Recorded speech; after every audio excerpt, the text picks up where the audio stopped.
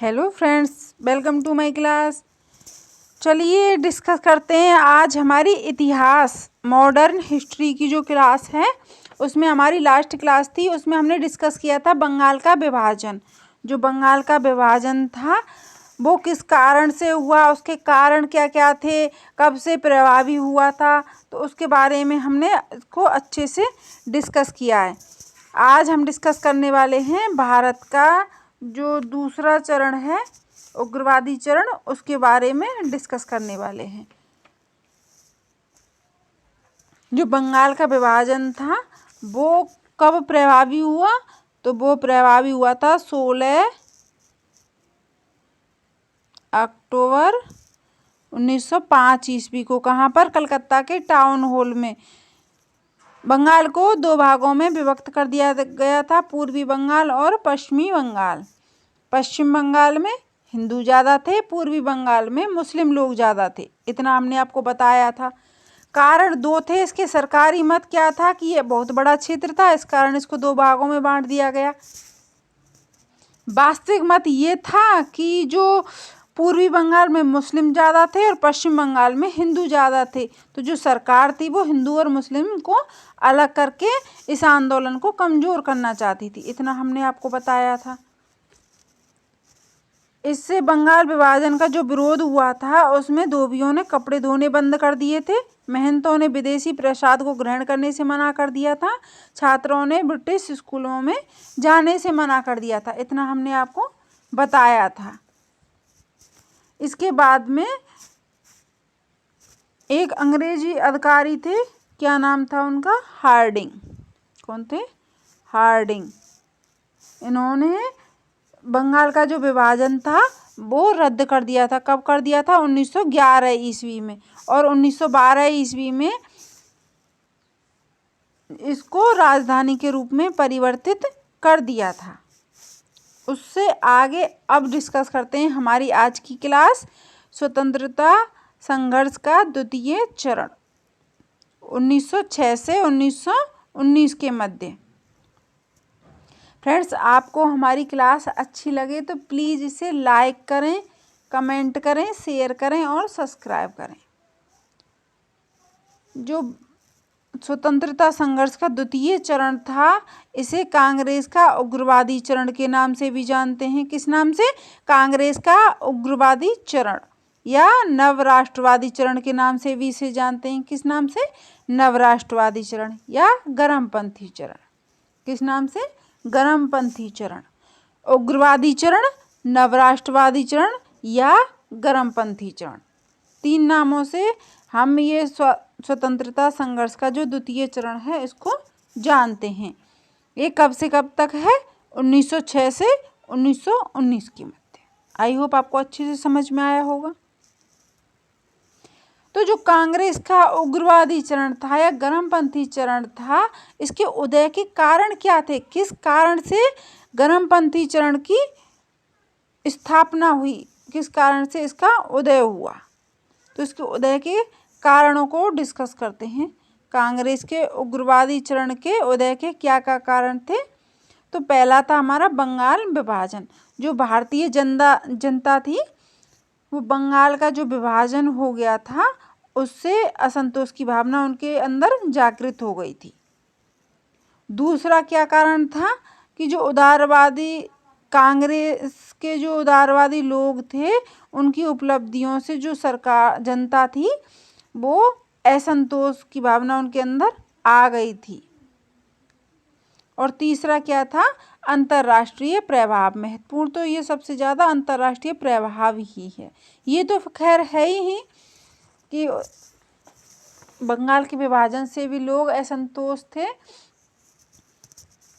अंतर्राष्ट्रीय प्रभाव में देखिए क्या है कि 1896 ईस्वी में जो इथोपिया था, बहुत ही छोटा सा देश था इथोपिया, इसने इटली जैसे बहुत बड़े देश को परास्त कर दिया था। और 1905 ईस्वी में जो जापान था उसने बहुत बड़े देश अपने से बहुत बड़े देश रूस को परास्त कर दिया था। किसने? इथोपिया ने इटली को परास्त कर दिया था, जापान ने रूस को परास्त कर दिया था। इससे जो भारत के लोग थे उनमें सकारात्मक भावना का विकास हुआ। आगे देखिए,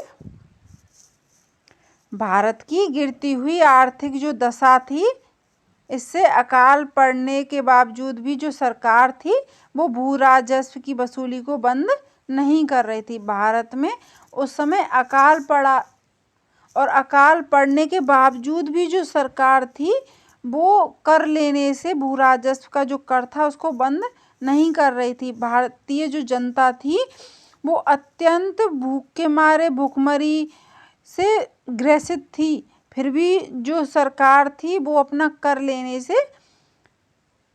नहीं मान रही थी। इस कारण जो भारतीय लोग थे उनमें असंतोष की भावना जागृत हो गई थी।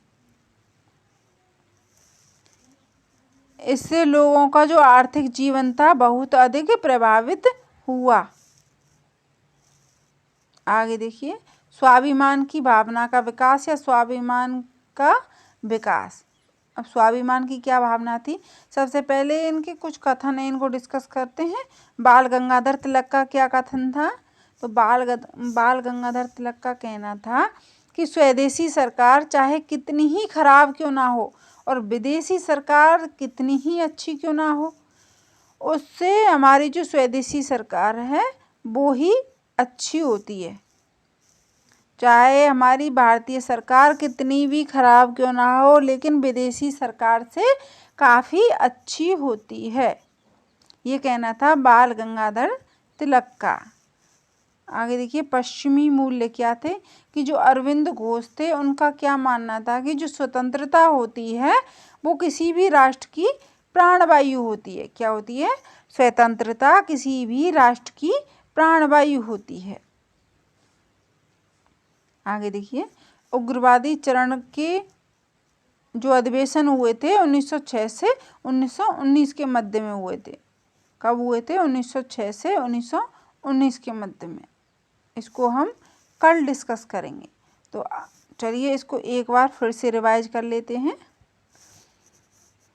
बंगाल का विभाजन कब हुआ था, तो बंगाल का विभाजन हुआ था 16 अक्टूबर 1905 ईस्वी को। इतना हमने बताया था, कहाँ पर, कलकत्ता के टाउन हॉल में।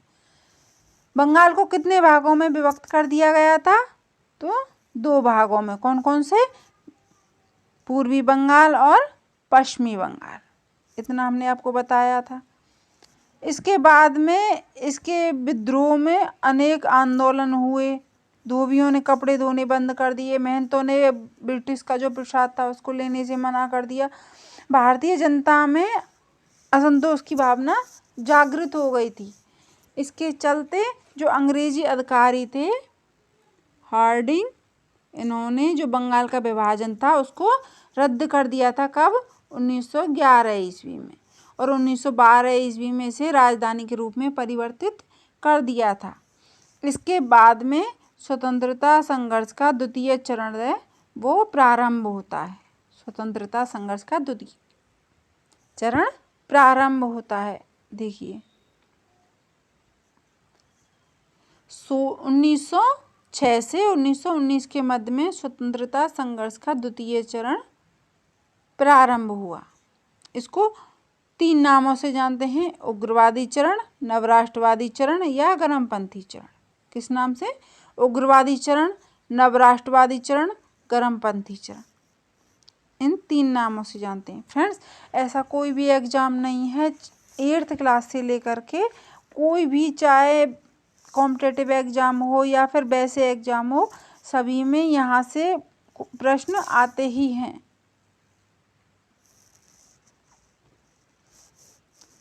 ये जो गर्मपंथी चरण था इसके उदय के क्या कारण थे, किस कारण से इसका उदय हुआ था, जो गर्मपंथी चरण थे या उग्रवादी जो धारा थी उसका उदय के क्या कारण थे। तो कांग्रेस की जो उग्रवादी चरण थे उसके उदय के कौन कौन से कारण हैं, पहला है हमारा बंगाल का विभाजन, दूसरा है हमारा उदारवादी चरण और तीसरा है अंतर्राष्ट्रीय प्रभाव। बंगाल के विभाजन के कारण भी लोग असंतोष की भावना उनके अंदर जागृत हो गई थी। उदारवादी कांग्रेस की जो उपलब्धियां थी उनसे भी उनमें असंतोष की भावना जागृत हो गई थी। और जो अंतर्राष्ट्रीय प्रभाव था इस कारण भी कांग्रेस के उदय असंतोष की भावना जागृत हो गई थी। इस कारण कांग्रेस का उग्रवादी चरण का उदय हुआ। 1896 ईस्वी में इथोपिया ने इटली जैसे बड़े देश को परास्त कर दिया था और जापान ने अपने से बड़े देश रूस को परास्त कर दिया था। कब? 1896 ईस्वी में इथोपिया ने, 1905 ईस्वी में जापान ने। तो इससे भारत के जो लोग थे उनमें सकारात्मक भावना कि जब वो लोग कर सकते हैं तो हम क्यों नहीं कर सकते। जब जापान जैसा देश रूस जैसे बड़े देश को हरा सकता है, जैसे इथोपिया जैसा देश इटली को हरा सकता है, तो हम क्यों नहीं हरा सकते, हम क्यों अंग्रेजों से मुक्त नहीं हो सकते। तो उनमें ऐसी सकारात्मक भावना का विकास हुआ। आगे देखिए, भारत में इस घटना का सकारात्मक प्रभाव पड़ा और भारत की जो गिरती हुई आर्थिक अर्थव्यवस्था थी, अकाल पड़ने के बावजूद भी जो सरकार थी भू राजस्व कर को लेने से नहीं मान रही थी, वसूली करने बंद नहीं कर रही थी।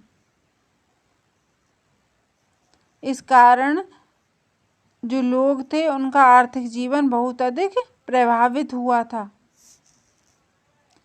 स्वाभिमान की भावना का विकास, तो इसमें बाल गंगाधर तिलक का क्या कथन था, हमने आपको अभी बताया था कि स्वदेशी सरकार चाहे कितनी ही खराब क्यों ना हो और विदेशी सरकार चाहे कितनी भी अच्छी क्यों ना हो, उससे स्वदेशी सरकार ही अच्छी होती है।